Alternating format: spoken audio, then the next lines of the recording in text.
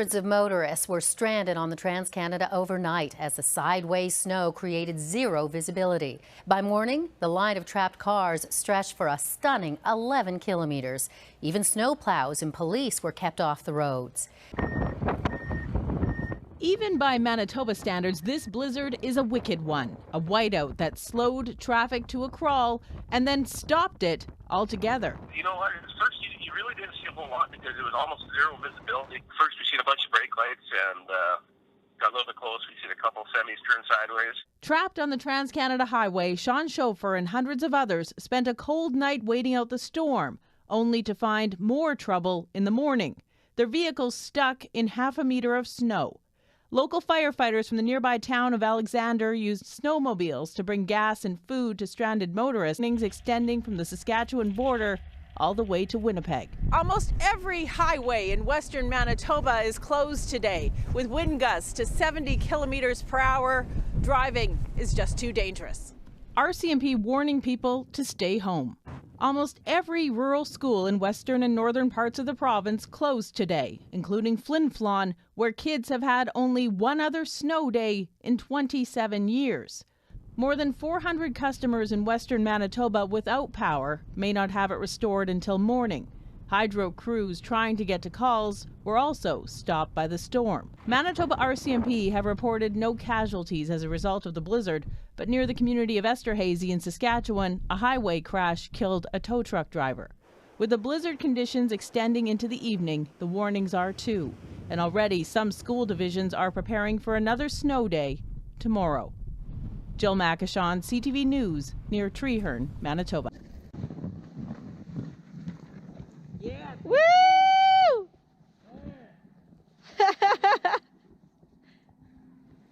Suck. Oh, I'm going fast. I was gonna try and turn left there, but nope.